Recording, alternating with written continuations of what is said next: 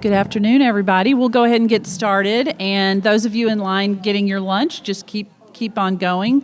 We're going to try and make this as conversational and informal as we can. Thank you for coming.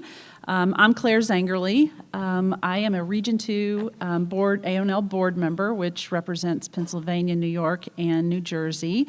And I am joined by another AONL board member, Syl Trepanier, and he represents, where are you? Region 9. Region 9, yes. So we're in his part of the world right now. So this is our informational session on the fellowship for AONL. So we're really glad that you're here, and we want to first congratulate all the 2023 AONL fellows. Thank you for telling me to move the slides. Congratulate all the 2023 AONL fellows who reached fellowship this year, and we actually have some here, so let's give them a round of applause.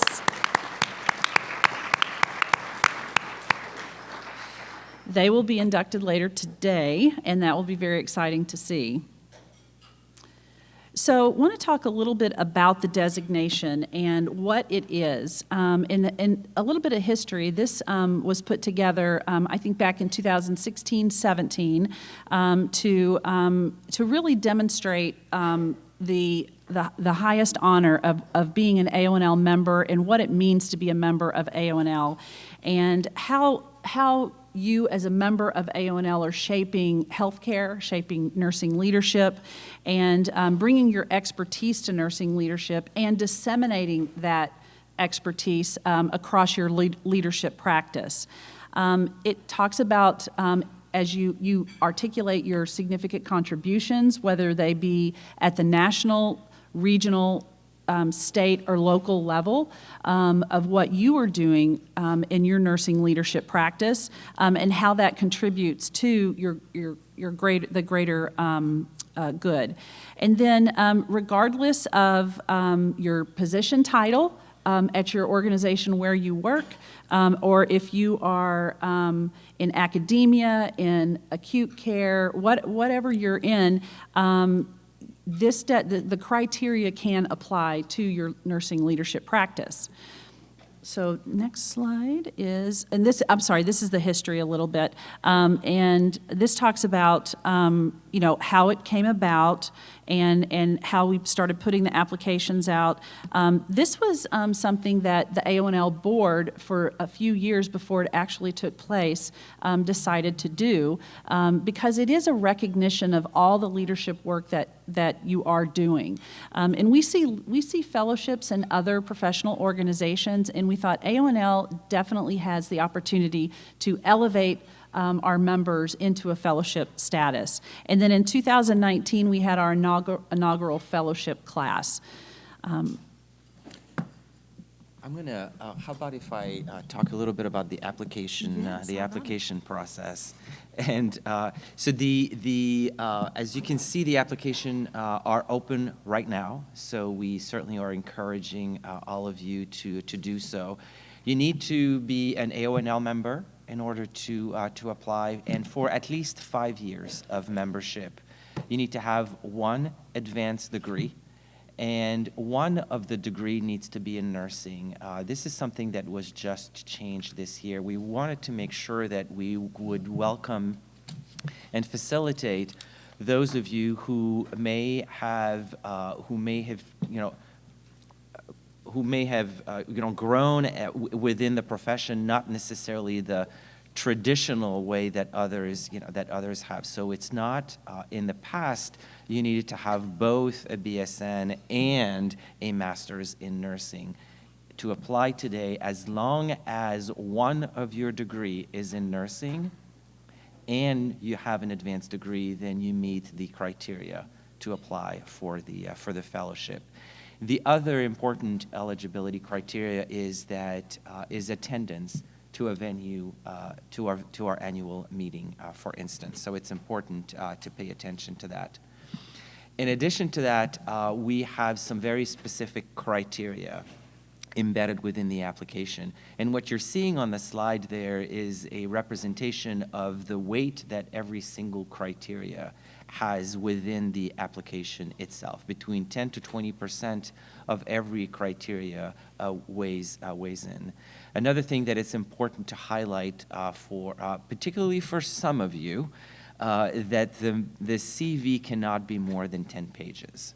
And you know, for anyone that, particularly if you've spent a fair amount of time in academia and you've been doing a lot of presentations and a lot of publications and you know, and the likes, that CV, you know, can be, you know, pretty long. So it's very important to stick to the element that will support the narrative and to limit your CV at 10 pages. You also need to have 2 letters of support. And we also have to remind ourselves that at least one of the letter of support needs to be by an AONL member. The second letter of support does not need to be. And then what I need to highlight for us is that AONL board members, you know, like Claire and I, unfortunately, until we serve on the board, cannot serve as a supporter. Anyone that is also on the selection committee cannot render a letter of support. There's a fee associated with it, as you can see on the slide, and the application will be accepted this year until September 8th.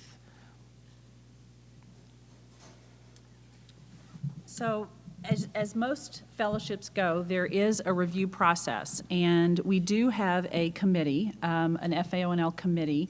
It's a multidisciplinary committee, and what we do is the applications are reviewed, they're blinded, and we review those for all the core criteria. Everything that Syl just explained, all of that information is validated and reviewed to make sure that you've attended the 3 meetings, that you've been a member, all of those things. And then 2 or more people on the committee, on the designation selection committee, to be able to make sure that there's integrity to the process, so it's not a one-person review. It's 2 people are reviewing the application for the credibility, the consistency, and then the committee makes those decisions. We don't offer an appeal process if the application is not approved, but you can definitely reapply. But we do have something that we're very excited about in 2024 that's new. Because what we saw is that some people were struggling with the application and writing the application, and because we're not giving feedback on every single application, because it would be impossible to do that with the number of applications that we have, we're offering a mentor. If you're interested in applying and you want a mentor to help you complete the application or give you feedback on the application, even if it's just proofreading, that type of thing, you can connect with a current FAONL for guidelines, maybe even look at their application and what that looked like. But you can't tap into current members of the FAONL committee because they have to recuse themselves from that. And as an aside too, if we do see that, and I said that these are blinded, but I don't think that's actually right, is it? No, they're not blinded. Not. Sorry, because I remember we recuse ourselves if we know the applicant. So we don't review applicants that we know. So for example, somebody who was in my organization that I knew, I could not review her application. So the whole mentor piece we're very excited about, and we've already had people that we just started this, and we already have about 15 or so people who have agreed to be mentors. And then there's no limit in the number of times that you can actually apply if you don't make it the first time. So we encourage continual application if you don't make it the first time, because sometimes it is a process. And if you've applied for fellowship in other organizations, you've probably seen that as well. So let me just highlight a few of the benefits that come with the recognition. You know, aside from the obvious, which is recognizing your contribution to the organization and to our profession as a nurse leader, which is probably the most important part. You also get a very nice pin like this. And unlike other fellow, we don't have to buy it. No, it's in given other to you. organizations, That's you actually right. have to buy the That's pin, right. by the way. So we make sure that you're offered the opportunity to use and be recognized and apply the fellowship to your credentials. You'll be, like some of you will benefit from that today, be invited to an induction ceremony that will be held later on this evening. And then also there's recognition nationally as we also offer that on our website. Another thing that's very important regarding the application is the timeline. We said that the application is open right now, so we encourage everyone to start working on their application, and it needs to be turned in before September, or on no later than September 8th of this year. The review process essentially is a 2-month process that we give ourselves and the committee. As Claire defined, and just as a reminder, what we do then is we ensure that the basic criteria are being met, and then after that, we divide and conquer and look at all of the applicants. And it's very important, maybe to just underscore something that Claire said, that we're very deliberate about sending the list of all the people who have applied to the entire selection committee so that we can be mindful about who we need to recuse ourselves from. And that's part of the process that I definitely appreciate the most. Notification typically will come in December in this year. It's our intent to send the notification on December 23rd. So we'll get in a little bit to the criteria, because that is the meat of this entire process, is to ensure that you are able to answer the questions, describe your leadership trajectory, your experience, your contributions. And it's very, very important that you read and reread the criteria. Don't read anything into it. Read what it says. Answer the question. Put a draft together. Review the draft. Revise it as you need, but make sure that when you're reading and rereading the criteria that you're addressing the criteria. And I'm saying this, and Syl says this, because we've seen people go totally off of what the criteria is and talk about what they want to talk about. But that's the reason we have the criteria and the percentages related to each piece of the criteria, is because we're asking the question, and that in asking that question is answering the leadership questions that are particular there. Start soliciting your letters of support from those who can support you in your professional narrative. It's not necessarily a character reference, it's your professional character reference, and there is a difference. So make sure that the people that you select can speak to your professional trajectory and your leadership contributions. Look at that curriculum vitae, because you think 10 pages is huge, but it's you get to 10 pages in this at this level pretty quickly, and with you have a lot of publications, you might need to just select a few and mention that this is a select few that you've chosen as your publications. The other thing too is that when you have a mentor, make sure, or if you don't have a mentor, just find somebody who can put another set of eyes on there. And according to Dr. Downs, he said the noun and verb should always agree in your narrative, because you'd be surprised at how nervous people get when they have to write about themselves.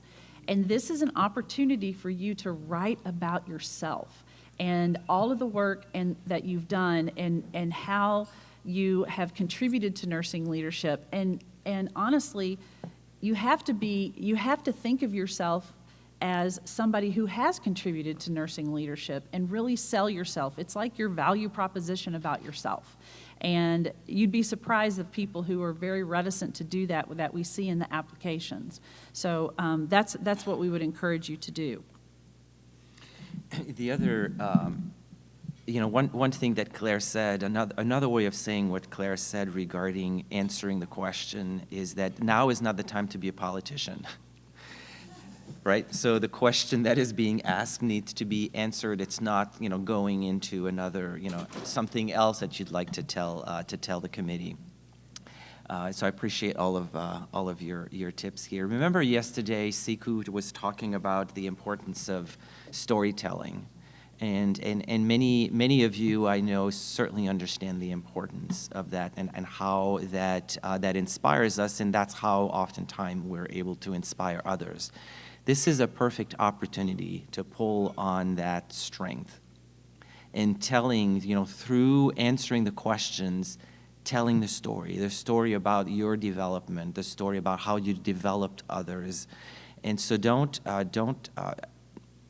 be shy about really weaving in how that, because it really adds color. And the other thing too is that make sure that as you tell the story of who you are and what you've done, that these, particularly as you weave in some facts around the story, that those facts can also be very easily found within your CV. So to that end, it's very important, and it's a lot of work, but to a certain extent, you need to deconstruct your CV as you know it today and construct it with having the application in mind. So as you look at the criteria, what do I have in my CV right now that if I deconstructed it and reconstructed it to answer those criteria, then you'll be sure to hit the mark. The letters of recommendation, as we talked about, are very important, and make sure that you find people who can actually speak to the various aspects of your career. You have an opportunity to leverage 2 letters of support. I would encourage you not to find 2 individuals who practice in the same settings or who have seen you and experienced you in the same capacity, but rather individuals who can inform the selection committee about who you are completely, as opposed to a sliver of who you are as a leader today. So leverage the fact that you can have 2 letters of support by identifying different people that can fully support your application. Be very purposeful as who you choose for your letters of support. I would almost argue that you need to be mindful of what are you going to put in there, what are going to be your criteria, and then be thinking about who knows me, who knows that about me, as opposed to the other way around. Writing without fear, but editing without mercy. is very important. I mean, Claire said it very well. Find yourself a mentor, a friend, someone that will tell you the truth about what this looks like, feels like, and what transpires. That's going to be very important. Somebody who's not afraid to use a red pen, because you're going to need a red pen person to help you. So some additional tips and suggestion that we'd like to offer you in the application as it calls for contribution to nursing leadership or to AONL. Be very deliberate about adding specificity to those contributions. For example, I recall in one of my criteria where I was telling the story that at one point in time in one particular healthcare system, I took the initiative of inviting all CNOs across the entire organization so that together we would learn, and prepare ourselves to pass the CENP exam. And how I approached that and took the leadership in doing this and the outcomes of that. That information was told through a story in the criteria, but also found itself as facts within the resume, from an outcomes perspective. So that's what we mean by adding specificity, so that there's clarity around what your contribution has been. There are word limits in the application, so every single word counts. And I don't know about your experience, but my experience is, as I didn't worry about the word limits to begin with, because I wanted to tell the story. And then after I told the story, then you back into it, and then you look at the number of words. But every single word counts, because at first you're looking at this and you're like, oh my God, can't believe I have to tell this story in 500 words. I'm not going to be able to find 500 words. I bet you, you're going to have to remove words more than anything else. Yeah, it ranges from 250 to 750 words, and there's some that's like 500 words. And you think, gosh, that's a lot. But once you start writing, you really have to be concise in your. Yep. I cannot underscore enough the very last tip that's on the slide right now. The consistency between the narratives, the consistency between your CV and your letters of support. We have seen in the past letters of support that were just absolutely amazing. They tell, you could see that this is an individual that clearly supports and mentors and coaches and really believes in this individual. And there was nothing in the letter that had anything to do with the criteria or the CV for that matter. So this is not a letter of reference for a position. And it's very important that you're being very mindful. So it's important that as you approach the individuals who will be supporting you, that they too understand what the application process is. Because if you keep them in the dark regarding the criteria, then you're creating an opportunity for the letter not to match, and that would be unfortunate. I think I may have addressed this, but maybe we can go to the next slide. Yeah, I think we have. Yeah. Yeah, so you'll see in the application, in the criteria, you'll see things like provide evidence, describe, those types of things. And those are the things you have to really take, like, okay, I have to think about what I'm describing, what evidence do I have to support my leadership journey that I can describe for them. So also one of the criteria is looking at the mission vision of AONL and how your future leadership goals complement advancing that mission. So it's important to kind of embrace that as well. So one of the things too is you think about your leadership journey and what have you focused on in your leadership journey. And that was something when I did the application, I was like, I focused on everything in my entire leadership journey so far, and I've got a lot more to focus on. But then I started to distill it and realized I was really focused a lot on workforce. And so my whole application had a theme around it relative to workforce. And when I looked through my CV, I thought, okay, that ties back to my application. And then when I led my letters of support, I said, this is what, I gave them some bullet points and said, this is what it looks like. And honestly, for one person that did my letter of support, my CEO, I actually helped them write the letter, and that's okay too, as long as they approve it and want to put that through. So we don't have any more slides, but what we wanted to do is open it up for discussion and questions relative to the application, the process, any other discussion on the tips and the pointers that we could give you. And then I also, since we have members of our selection committee here, if you have anything you'd like to add as people are asking questions, we'd be happy to take those comments as well.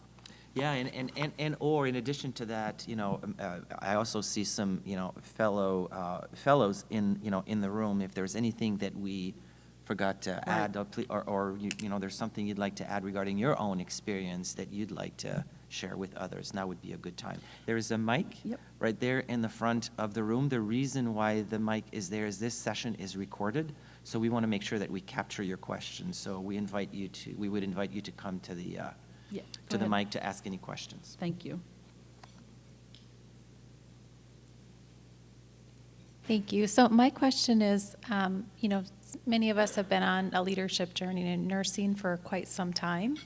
So I just wondered if you had any advice on kind of the time frame to focus in on for the narrative, because there's probably examples that are older and some that are newer, and I just wondered if you had any advice related to that.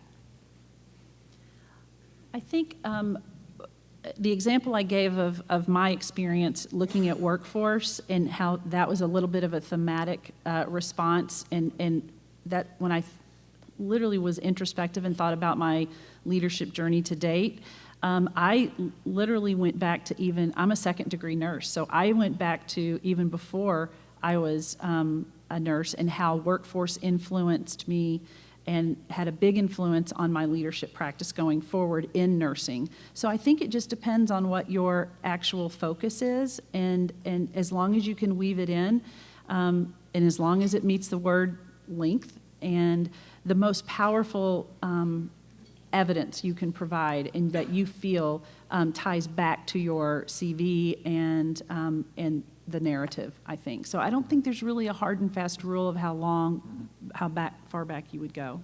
Yeah, I agree with that. In fact, what I would say is, to a certain extent, it can actually reinforces, a strength. For instance, because if the reviewer sees that there's consistency in your development, over the years, and you can corroborate that with some facts that are within the resume, it's all good. That's a good question. Yeah. Paula Coe, 2023 FAONL. Thank you, Claire. I think the comment that I would make, having just gone through this, is to echo what Claire said, because if you sit there and think about what you're going to write about yourself, you're like, oh, I can't do that because I don't like to talk about myself, and it's really hard. So I think a suggestion that was given to me by someone else was just, what's your focus going to be? Is it going to be on education? Is it going to be on professional practice? Is it going to be on leadership development? Or is it going to be a theme woven through that? And then you get your other examples from that. You highlight your CV from that. So instead of trying to boil the ocean and think about all of the things that you've done, what are some of the key highlights that might be, like Claire's point, workforce, lots of initiatives on that fishbone diagram related to workforce. And that made it really easy for me because I'm not the bragger person. It was really hard for me to write about myself. So I just echo that, if that's really helpful for some of you. Do you want me to walk this around instead of people having to walk up? That would be great. Thank you. Sure. Anybody else have a question? Comments? Yeah. Thank you, Paula. Sure. Thank you.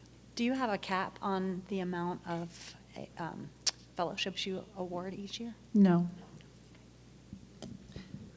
Thank you. Anybody else? Comment? Okay, don't be shy. I just saved you from having to walk the whole way up here. Oh, there's someone. I want to go to her, and then I'll come back to you. Hang on, I'll come back to you. So to string onto your comment, how many applicants do you usually get? And then how many you accept, on average, if you have an idea? We're going to phone a friend, Kelsey. Yes, Kelsey, help. I'm trying to think, over the last couple of years, we get somewhere in the range of 20 to 30 applications. There are a number of them that don't make it past the initial criteria. So to Claire and Sill's point, make sure that you're meeting that initial criteria of your membership, your annual conference attendance, and that you are a current member, because we do get some that get weeded out on that first step, which is unfortunate for someone to spend all that time and not meet that. So make sure you meet that. And then I think every year we've had a small number not make it. But I will add to Claire's point as well reapplication, those that have reapplied. It's obviously not a guarantee, but historically what we've seen is those that reapply either the following year or 2 years later have received the designation. Just a follow-up question on that information. So do you provide, for those applications that get denied, do you provide the why or the areas that need to be improved on, and no? Okay. Thank you. We have not, no. So I'm Debbie Honey. I'm a 21 FAONL, and I'm on the selection committee. But I'm going to piggyback on some of the things they said about the application.